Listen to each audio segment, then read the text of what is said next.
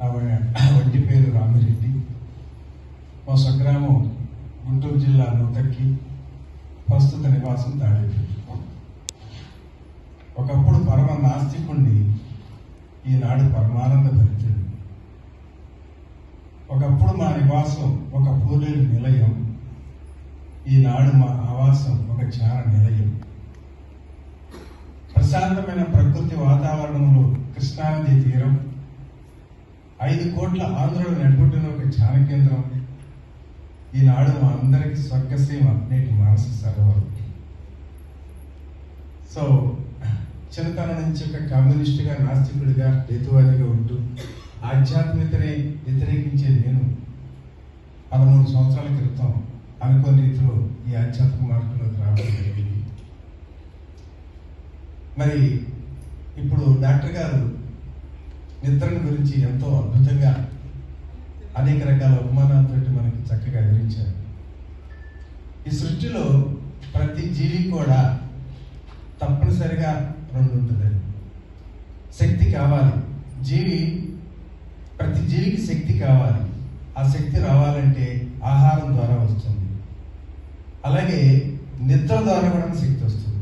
నిద్ర లేకపోతే ఎంతటి ఆహారం తీసుకున్నా మరి మరుసటి రోజు ఏ పని చేయలేని పరిస్థితి ఉంటాడు. మరి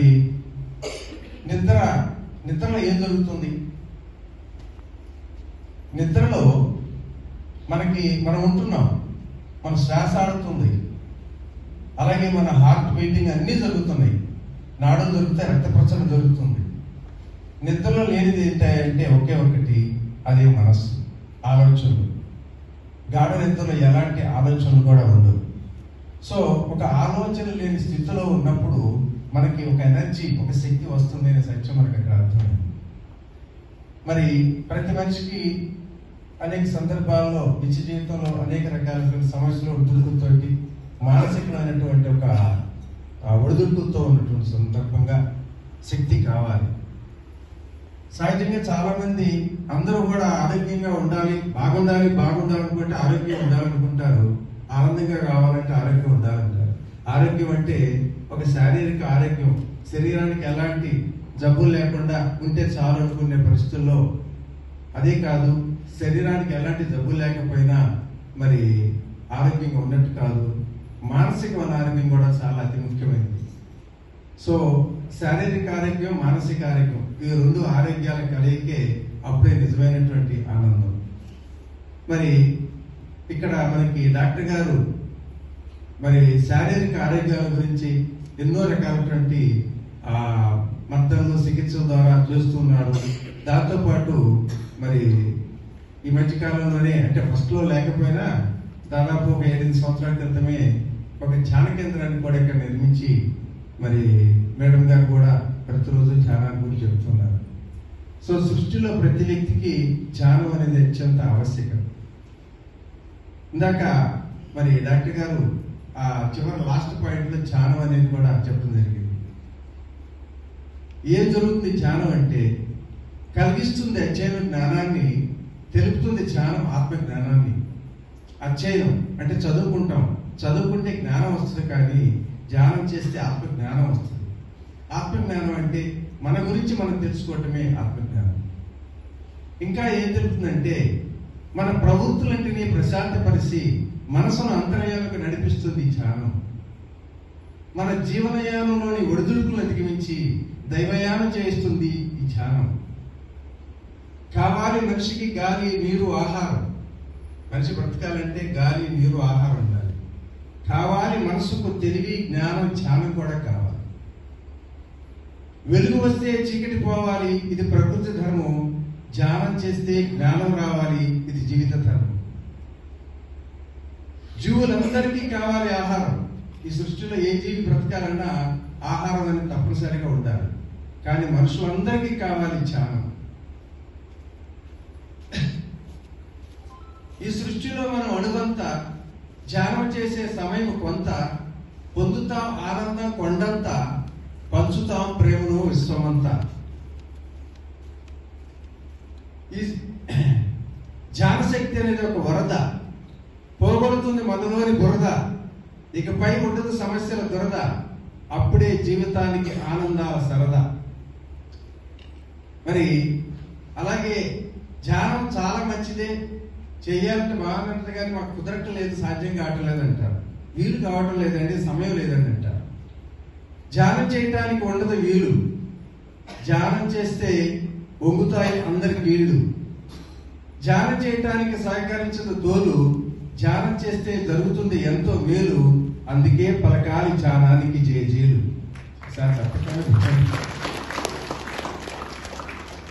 ధ్యానానికి ఉండదు ఫీజు. ధ్యానం చెప్పేవాడికి ఫీజు ఎవరు ఉండే? ధ్యానానికి ఉండదు ఫీజు.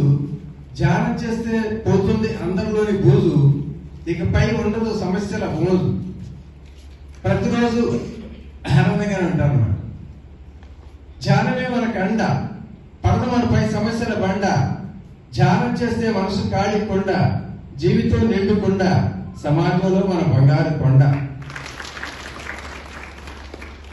అలలకు అదుపు లేదు, కళలకు రుప్పు లేదు, శిలలకు సూపు లేదు, మనసుకు భాష లేదు, ఆత్మకు చావు లేదు, ధ్యానానికి అదుపు లేదు.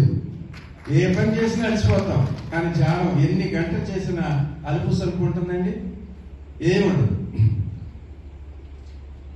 అన్ని విద్యల కల ఆధ్యాత్మిక గొప్ప, లేదేది ఎల్లో ఆత్మ విద్య కన్నా గొప్ప, ఉండదు ఈ లోకంలో ధ్యానం కన్నా గొప్ప. క్షణమైన వెలుగుది పచ్చిగడ్డి దగ్గరికి వేసి అగ్గిపోలు గీసి ఎలుగెలుగడ్డి వెలుగుతుందండి. వెలిగిన క్షణమడు చుచ్చుబుడ్డికి ఒత్తిడి ఇచ్చేసి నేను చెప్పిన నాకు ఆగంటే ఆగుద్దా? ఆగదు కదా. క్షణమైన వెలుగుది పచ్చిగడ్డి, వెలిగిన క్షణముడు చుచ్చుబుడ్డి, సాధిస్తే చివరి వరకు ఉంటుంది ధ్యాన బుద్ధి. ఈ ధ్యానం చేసే వాళ్ళకి ఎప్పుడు కూడా చిరస్థాయిగా మరి ఆ దుబ్బైనటువంటి జ్ఞానం కూడా వస్తా ఉంటుంది. అలల ప్రయాణం తీరం వరకు, కళ్ళ ప్రయాణం వెలుగు వరకు, ప్రేమ ప్రయాణం పెళ్లి వరకు, ధ్యాన ప్రయాణం జీవితాంతం వరకు. ఏదో ఈరోజు ధ్యానం చేసాం ఇక రేపు అవసరం లేదు అనుకుంటే కాదండి. ప్రతిరోజు మనకి ఆకలైన శరీరానికి ఆహారం ఎంత అవసరమో, అలసిపోయిన మనసు కూడా ధ్యానం అంతే అవసరము. అందుకే మరి ధ్యానంలో కూడా చాలా రకాల ధ్యానాలు ఉన్నాయి. ఇందాక డాక్టర్ గారు చెప్పినట్టు ఎన్నో రకాల పద్ధతులు ఉన్నా అతి సులువైనటువంటి మార్గం శ్వాస మీద ధ్యాస.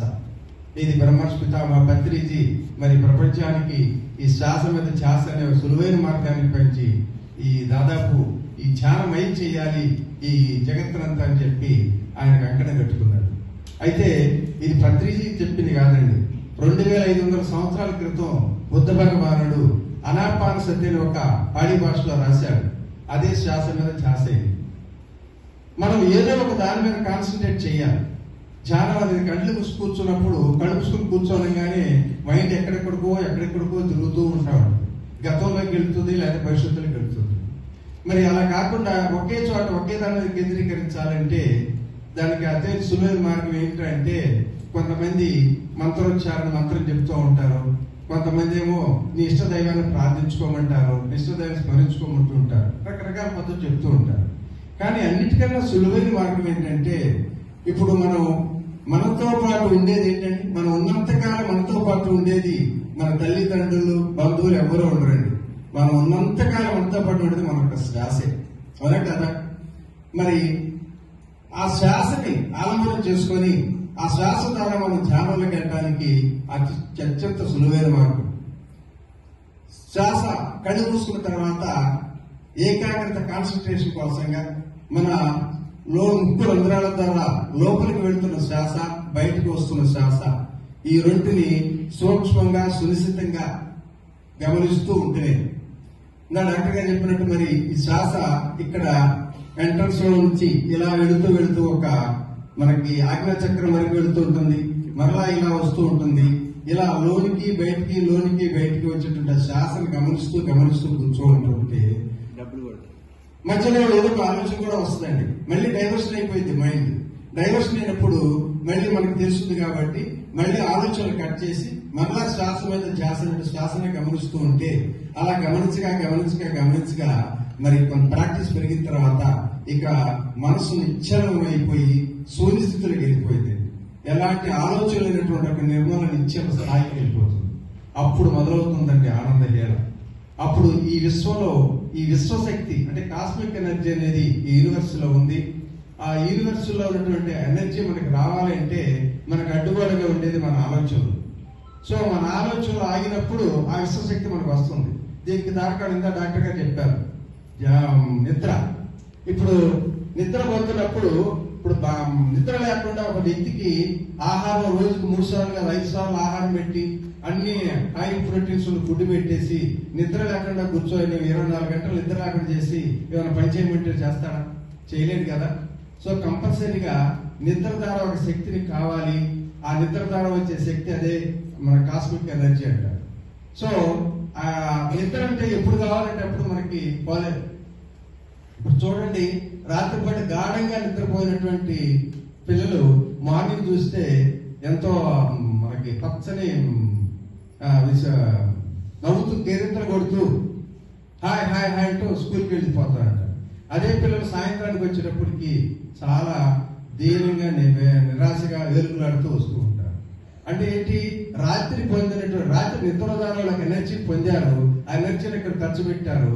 మళ్ళీ ఆ ఖర్చు అయిపోయినప్పుడు ఇట్లా నీరసంగా వస్తుంటారు.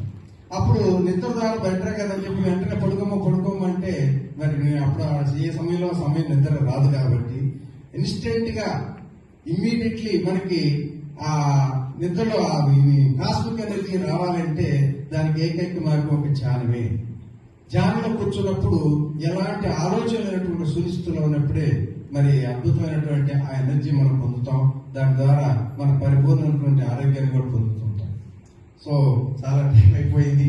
మరి అలాగే నేను దాదాపు ఒక 15 సంవత్సరాల క్రితం ఇక్కడ పక్కనే తాడేపల్లి కృష్ణానది తీరంలో ఒక మానస సరోవర మెడిటేషన్ సెంటర్ అని చెప్పి స్టార్ట్ చేసి అక్కడ ప్రతి ఆదివారం కూడా హ్యాపీ సండే కార్యక్రమాలు, అలాగే 3 days వర్క్షాపులు అనేక నిర్వహించుకుంటూ వస్తున్నాం.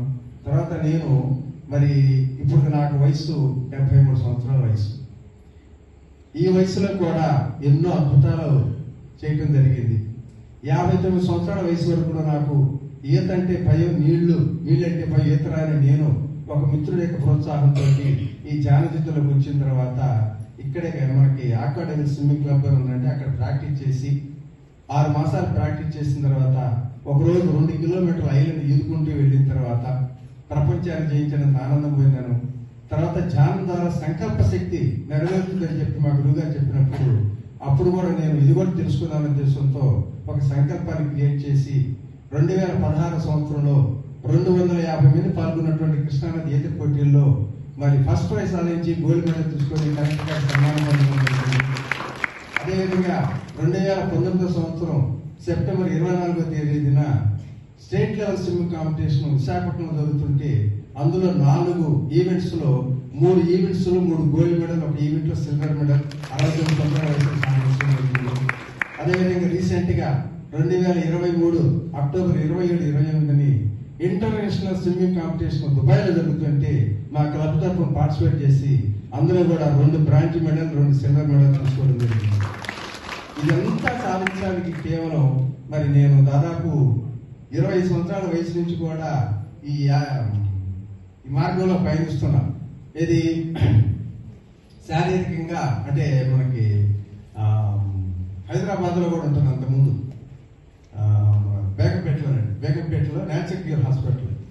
న్యాచురోపతి హాస్పిటల్ ఉండేది. 20 సంవత్సరాల వయసు నుంచి కూడా అక్కడికి వెళ్తూ ఉండేవాడిని.